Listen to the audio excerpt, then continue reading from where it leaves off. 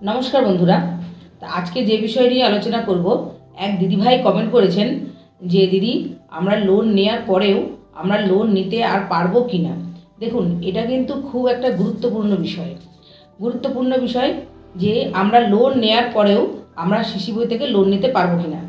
तो बोली हाँ, आपनारा लोन नेওয়ার परेও लोन निते पारबेन, किन्तु तार जोन्नो किछु नियम आछे।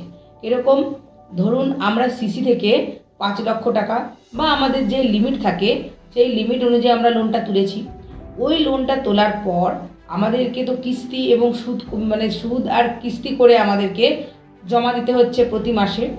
तो 6 मास सेई किस्ती आर सूद करार पर आमादेर जतटा टाका जमा होबे सीसी बইতে আমরা কিন্তু সেই টাকাটাই আমাদের যদি প্রয়োজনে আমরা ওই টাকাটাই কিন্তু আবার তুলতে পারি, লোন হিসেবে তুলতে পারি।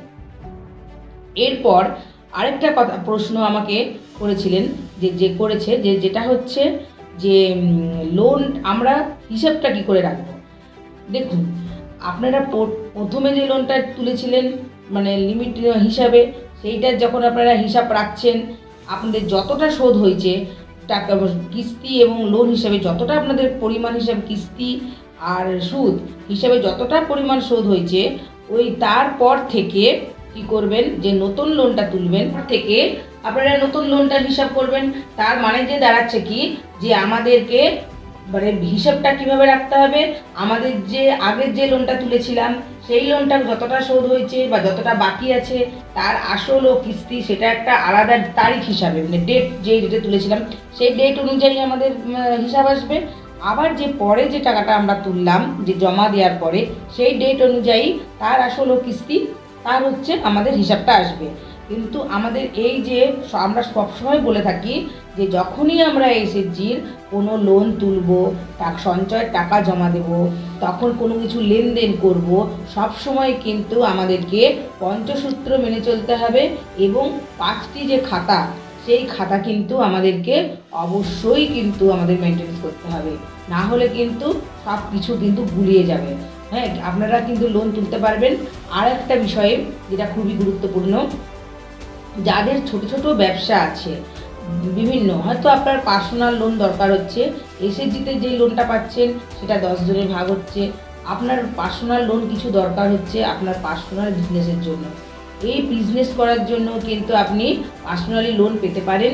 এটা হচ্ছে এন্টারপ্রাইজের মাধ্যম দিয়ে পাবেন এবং এই লোনটা পাওয়ার জন্য আপনাকে কিন্তু সংঘ সমবায়ের সাথেই যোগাযোগ করতে হবে। আর এই লোনটা পাওয়ার যেই ডকুমেন্টসগুলো আপনাদের লাগবে সেটা হচ্ছে নিজেদের আধার কার্ড, ভোটার কার্ড, আপনাদের প্যান কার্ড, উদ্যম রেজিস্ট্রেশনের সার্টিফিকেট, ট্রেড লাইসেন্সটা অবশ্যই লাগবে এবং লাগছে একটা দলের রেজুলেশন কপিটা লাগছে, আর দলের পাসবই এবং আপনার নিজস্ব অ্যাকাউন্টের জেরক্স আর ছবি ফটো। এইটা কিন্তু আপনার যে ব্যবসাটার উপরে লোনটা নেবেন ওটা ব্যাংক থেকে ভিজিট করতে যাবে। তো এর উপরে আপনারা কিন্তু নিজস্ব ব্যবসার উপরে পার্সোনালি লোন নিতে পারেন এবং নিজের যেই ব্যবসাটা করছেন সেটাকে আরও বাড়াতে পারেন। আর যারা ছোট ছোট মানে শুকনো খাবারের ওপর, শুকনো জাতীয় খাবার তৈরি করে প্যাকেটিং করেন, যেমন হচ্ছে ধরুন বলছি বাদাম প্যাকেট, চিড়ার প্যাকেট, মুড়ির প্যাকেট করে কি নারকেল নাড়ুর প্যাকেট, বিভিন্ন রকম যে আমরা দেখতে পারি খাদ্যদ্রব্য, শুকনো খাদ্যদ্রব্য প্যাকেট করেন, ওইটাও কিন্তু ফুড প্রসেসিং হিসাবে লোন হিসাবে আপনারা ক্ষুদ্র শিল্প হিসাবে পেতে পারেন। এর জন্যও কিন্তু আপনাদেরকে সংঘ সমবায়ের সঙ্গে যোগাযোগ করতে হবে আর ওই একই ডকুমেন্টস কিন্তু দিতে হবে আর ব্যবসা অনুযায়ী আপনারা লোন পাবেন। তো আজ এই পর্যন্ত, দেখা হবে আবার পরবর্তী কোনো ভিডিও নিয়ে।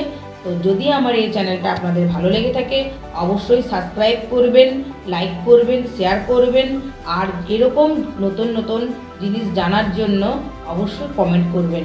তো আজ এই পর্যন্ত।